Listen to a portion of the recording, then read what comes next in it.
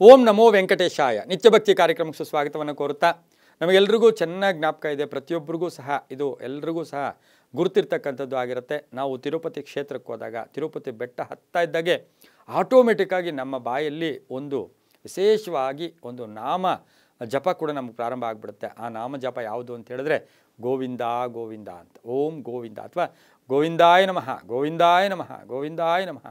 ನಾವು ಆ ಕ್ಯೂ ಅಲ್ಲಿ ಹೋಗ್ಬೇಕಾದ್ರೆ ಅಂತೂ ನಾವು ಮರ್ತೇ ಹೋಗ್ಬಿಡ್ತೀವಿ, ನಮ್ಮ ಸ್ಟೇಟಸ್ಸು ನಮ್ಮಿದೇನು ಎಲ್ಲ ಮರ್ತೆ ಹೋಗ್ಬಿಡ್ತೀವಿ. ಈ ಗೋವಿಂದಾಯ ನಮಃ ಅಲ್ಲಿರ್ತಕ್ಕಂಥದ್ದು ಮೂಲ ವಿರಾಟ್ ಸ್ವರೂಪರು ವೆಂಕಟೇಶ್ವರ ಸ್ವಾಮಿಗಳು. ಆದರೆ ನಾವಲ್ಲಿ ಅವ್ರಿಗೆ ಗೋವಿಂದ ಗೋವಿಂದ ಕರಿತೀವಿ. ಯಾಕೆ ಈ ಗೋವಿಂದದಿಂದ ಏನು ಲಾಭ, ಈ ಗೋವಿಂದ ಹೇಗೆ ಬಂತು, ಮತ್ತು ಗೋವಿಂದ ಎಲ್ಲಿ ಹೇಳ್ಕೊಬೋದು, ಗೋವಿಂದ ಎಲ್ಲರೂ ಹೇಳ್ಕೊಬೋದಾ, ಯಾವಾಗಲೂ ಹೇಳ್ಕೊಬೋದಾ, ಕೇವಲ ತಿರುಪತಿಗೆ ಹೋದಾಗ ಮಾತ್ರ ಹೇಳ್ಕೊಬೇಕಾ? ಇಲ್ಲ, ಇದಕ್ಕೆ ಬಹಳ ಮಹತ್ವ ಇರತಕ್ಕಂಥ ಒಂದು ನಾಮ, ಒಂದು ಪದ ಕೂಡ ಆಗಿರುತ್ತೆ, ನಾಮ ಬಲ ಕೂಡ ಆಗಿರುತ್ತೆ, ನಾಮ ಜಪ ಕೂಡ ಆಗಿರುತ್ತೆ. ಯಾಕೆಂತ ಹೇಳಿದ್ರೆ ಓಂ ನಮೋ ನಾರಾಯಣಾಯ, ಓಂ ನಮೋ ನಾರಾಯಣಾಯ ಈ ರೀತಿ ನಾವು ಏನೇನೋ ಹೇಳ್ಕೊತೀವಿ. ಆದರೆ ನಾರಾಯಣ ಅಂದರೆ ನಮ್ಗೆ ಗೊತ್ತಾಗ್ಬಿಡುತ್ತೆ ವಿಷ್ಣು ಸ್ವರೂಪ. ಆದರೆ ಈ ಗೋವಿಂದ ಅಂತ ವಿಷ್ಣುವಿಗೆ ಅಥವಾ ನಾರಾಯಣನಿಗೆ ಹೇಗೆ ಬಂತು, ಇದು ಆ್ಯಕ್ಚುಲಿ ಹೇಳಬೇಕು ಅಂದರೆ ಇದು ಕೃಷ್ಣನಿಗೆ ಬಂದಂಥ ವಿಶೇಷವಾದ ನಾಮ ಬಲ ಕೂಡ, ನಾಮ ಪದ ಕೂಡ ಆಗಿರುತ್ತೆ. ಈ ಗೋವಿಂದ ಅಂತಕ್ಕಂಥದ್ದೇನು ಅಂದರೆ ನಮ್ಮ ಆ ಹೇಳಿದ ತಕ್ಷಣ ಎಲ್ಲ ಜ್ಞಾನೇಂದ್ರಿಯಗಳೆಲ್ಲ ಜಾಗೃತ ಆಗಿಬಿಡುತ್ತೆ. ನೋಡಿ, ನಾವೆಲ್ಲ ಮರ್ತೋಗ್ಬಿಡ್ತೀವಿ. ಈ ತಿರುಪತಿಯಲ್ಲೂ ಕೂಡ ಈ ರೀತಿ ಹೇಳ್ಕೊಳ್ಳೋದ್ರಿಂದ ಈ ಗೋವಿಂದ ಅಂತಕ್ಕಂಥದ್ದು ಗೋವು ಇಂದ, ಗೋವಿಂದ ನೋಡಿ ಎಷ್ಟು ಚೆನ್ನಾಗಿದೆಯೋ, ಗೋವು ಇಂದ ಇವೆರಡನ್ನು ಸೇರಿಸಿದ್ರೆ ಗೋವಿಂದ ಆಗುತ್ತೆ. ಇದರಿಂದ ಏನಾಗುತ್ತೆ, ಈ ಗೋವಿಂದ ನಾಮ ಜಪವನ್ನು ಯಾರು ಮಾಡ್ತೀರಾ ಒತ್ತಡಗಳಿಂದ ಮುಕ್ತರಾಗ್ತೀರಾ, ದೇಹದಲ್ಲಿರ್ತಕ್ಕಂಥ ದುಷ್ಟ ಶಕ್ತಿಗಳು ಆಚೆ ಹೋಗುತ್ತೆ. ಹಾಗೆ ದೇಹಕ್ಕೆ ಎಲ್ಲೋ ಒಂದು ಕಡೆ ಧನಾತ್ಮಕ ಶಕ್ತಿಗಳು ಆವರಿಸ್ಕೊಳ್ತಕ್ಕಂಥದ್ದು, ಒತ್ತಡಗಳಿಂದ ಮುಕ್ತರಾಗ್ತಕ್ಕಂಥದ್ದು. ಹಾಗೆಯೇ ನಮಗೆ ದಾರಿನೇ ಕಾಣ್ತಾ ಇಲ್ಲ, ಬದುಕೇ ಏನೂ ಕಾಣಿಸ್ತಾ ಇಲ್ಲ, ಸುಮ್ಮನೆ ನೀವು ಗೋವಿಂದಾಯ ನಮಃ, ಓಂ ಗೋವಿಂದಾಯ ನಮಃ, ಓಂ ಗೋವಿಂದಾಯ ನಮಃ ಅಥವಾ ಗೋವಿಂದ ಅಂತಕ್ಕಂಥ ಪದವನ್ನು ಹೇಳ್ತಾ ಇದ್ದರೆ ತಕ್ಷಣ ದೇವರು ನಿಮ್ಮ ಕಡೆ ನೋಡ್ತಾನೆ. ಇದು ನಿಜಾನಾ? ನಾನು ಹೇಳ್ತಾ ಇದ್ದೀನಿ ಗೋವಿಂದ ಅಂತ ಕರೆದ ತಕ್ಷಣವೇ ನಿಮಗೆ ಆ ಒಂದು ತಿರುಪತಿ ಶ್ರೀನಿವಾಸನ ಅಥವಾ ವಿಷ್ಣುಮೂರ್ತಿ ಅಥವಾ ಏನು ನಮ್ಮ ಎಲ್ಲವನ್ನೂ ಕೂಡ ನಿಭಾಯಿಸ್ತಾ ಇರ್ತಕ್ಕಂಥವನು, ಆ ಒಂದು ವಿಷ್ಣು ಸ್ವರೂಪಿಯಾಗಿರ್ತಕ್ಕಂಥವನು, ನಮ್ಮ ಈಗಿನ ಪರಿಸ್ಥಿತಿಗಳನ್ನು ಎಲ್ಲವನ್ನು ನಿಭಾಯಿಸ್ತಾ ಇರ್ತಕ್ಕಂಥ ಆ ವಿಷ್ಣು ಭಗವಾನರು ಆ ಒಂದು ತಕ್ಷಣ ನಿಮ್ಮ ಕಡೆ ನೋಡ್ತಾರೆ. ಅದು ನಿಜಾನ? ಹೌದು, ನೋಡ್ತಾರೆ. ಯಾಕೆ ನೋಡ್ತಾರೆ ಅಂದರೆ ಈ ಪದಕ್ಕೆ ಬಹಳ ವಿಶೇಷವಾಗಿ ಒಂದು ಮಹತ್ವ ಇರ್ತಕ್ಕಂಥದ್ದು. ಗೋವಿಂದಾಯ ನಮಃ ಯಾಕೆ ವಿಶೇಷ ಅಂತ ಹೇಳಿದ್ರೆ, ಇವರು ಸಾಕ್ಷಾತ್ ನಾವು ಹೇಳ್ತೀವಿ ಕಲವು ವೆಂಕಟನಾಥ, ಕಲಿಯುಗಕ್ಕೊಬ್ಬನೇ ವೆಂಕಟನಾಥ. ಆ ವೆಂಕಟನಾಥನು ತನಗೆ ಕಲಿಯುಗದ ಒಂದು ಅಧಿಪತ್ಯ ಕೊಟ್ಟಾಗ, ಆ ವೆಂಕಟನಾಥರು ಬಂದಾಗ ಸಪ್ತಗಿರಿಗಳಲ್ಲಿ ತಮ್ಮ ಸ್ಥಾನವನ್ನು ಹುಡುಕಿಕೊಂಡಾಗ ತಕ್ಷಣ ಅವರಿಗೆ ಆಹಾರಕ್ಕೆ ಅಥವಾ ಅವ್ರ ಜೊತೆಗೆ ಅಥವಾ ಅವ್ರಿಗೆ ಬೇಕಾಗಿರ್ತಕ್ಕಂಥ ವಸ್ತುಗಳನ್ನು ಹುಡುಕೊಂಡು ಹೋದಾಗ ಅವರಿಗೆ ಒಂದು ಗೋವು ಬೇಕಾಗಿತ್ತು.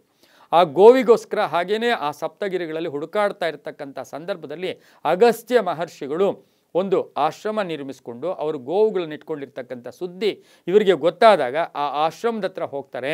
ಹೋದಾಗ ಅಗಸ್ತ್ಯ ಮಹರ್ಷಿಗಳಿರ್ತಾರೆ, ಅವ್ರಿಗೆ ಹೇಳ್ತಾರೆ, ನನಗೆ ಒಂದು ಗೋವು ಬೇಕಪ್ಪ, ನಾನಿಲ್ಲಿ ಸಪ್ತಗಿರಿಯನ್ನು ಎಲ್ಲೋ ಒಂದು ಕಡೆ ಆ ಸಪ್ತಗಿರಿಯನ್ನು ನಾನು ಹುಡುಕಿ ಅದನ್ನು ಸೆಲೆಕ್ಟ್ ಮಾಡ್ಕೊಂಡಿದ್ದೀನಿ, ಅಲ್ಲಿರೋಕ್ಕೆ ನಾನು ಕೂಡ ಈಗ ಬಯಸಿದ್ದೀನಿ, ಆ ಸಪ್ತಗಿರಿಯಲ್ಲಿರೋದ್ರಿಂದ ನನಗೆ ಒಂದು ಗೋವು ಬೇಕು ಅಂತ ಹೇಳಿದಾಗ ಅಗಸ್ತ್ಯ ಮಹರ್ಷಿಗಳು ಹೇಳ್ತಾರೆ, ಇಲ್ಲ ಮಹಾತಾಯಿ ಸಮೇತ ನನ್ನ ತಾಯಿಯಾದ ಲಕ್ಷ್ಮೀ ಸಮೇತ ಬನ್ನಿ, ನಿಮಗೆ ನಾವು ಒಂದು ಗೋವು ಕೊಡ್ತೀನಿ ಅಂತ ಹೇಳಿದಾಗ ಹಾಗೆ ಆಗಲಿ ಅಂತ ಹೇಳ್ಬಿಟ್ಟು ವಿಷ್ಣು ಭಗವಾನರು ವಾಪಸ್ ಬಂದಾಗ ಆಮೇಲೆ ಅವರು ಸತಿ ಸಮೇತ ಅಂದರೆ ಮಹಾಲಕ್ಷ್ಮಿಯ ಸಮೇತ ಆ ಆಶ್ರಮಕ್ಕೆ ಹೋದಾಗ ಅಲ್ಲಿ ಏನಾಗಿರುತ್ತೆ, ಸಮಿದ್ದರ್ಬೆಗಳನ್ನು ತರಬೇಕು ಅಂತ ಹೇಳಿಬಿಟ್ಟು ಅಗಸ್ತ್ಯ ಮಹರ್ಷಿಗಳು ಎಲ್ಲೋ ಆಚೆ ಹೋಗಿರ್ತಾರೆ, ಗೋವುಗಳು ಇರೋದಿಲ್ಲ, ಅವು ಕಾಡಲ್ಲಿ ಹೋಗಿರುತ್ತೆ.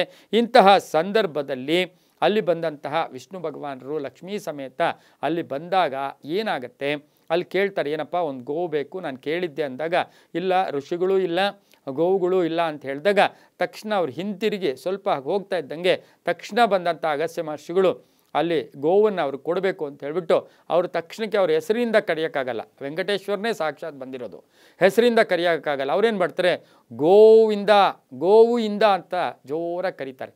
ತಕ್ಷಣ ವೆಂಕಟೇಶ್ವರ ಸ್ವಾಮಿ ಹಿಂದಕ್ಕೆ ನೋಡ್ತಾರೆ, ಗೋವು ಇಂದ, ಗೋವು ತಗೋ, ಗೋವಿದೆ, ಗೋವಿಂದ ಅಂತ.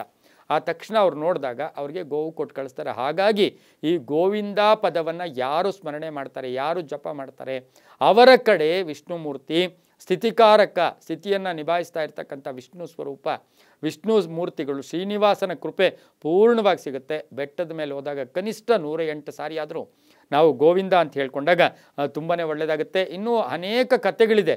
ಸುರಭಿಯನ್ನು ಚೆನ್ನಾಗಿ ನೋಡಿಕೊಂಡಾಗ ಈ ಒಂದು ಕೃಷ್ಣನಿಗೆ ಈ ಹೆಸರನ್ನು ಕೊಟ್ಟರು ಅಂತಕ್ಕಂಥ ಕಥೆಗಳನ್ನು ಕೂಡ ನಾವು ಸಾಕಷ್ಟು ಕೇಳಿದರೂ ಕೂಡ ಕಲವು ವೆಂಕಟನಾಥ ಕಲಿಯುಗಕ್ಕೆ ಒಬ್ಬನೇ ವೆಂಕಟನಾಥನನ್ನು ಗೋವಿಂದ ಸ್ಮರಣೆಯಿಂದ ನಮ್ಮ ಎಲ್ಲ ಶಕ್ತಿಗಳು ಕೂಡ ಜಾಗೃತ ಆಗೋದ್ರ ಜೊತೆಗೆ ಸಪ್ತ ಚಕ್ರಗಳು ಕೂಡ ಜಾಗೃತಿ ಆಗುತ್ತೆ. ಪ್ರತಿಯೊಂದು ನಂಬಿಕೆಯಿಂದ ಭಕ್ತಿಯಿಂದ ನಾವು ನಡ್ಕೊಂಡಾಗ ಒಳ್ಳೆಯದಾಗುತ್ತೆ. ಸರ್ವೇ ಜನ ಸುಖಿನೋ ಭವಂತು, ಸಮಸ್ತ ಸನ್ಮಂಗಳಾನಿ ಭವಂತು.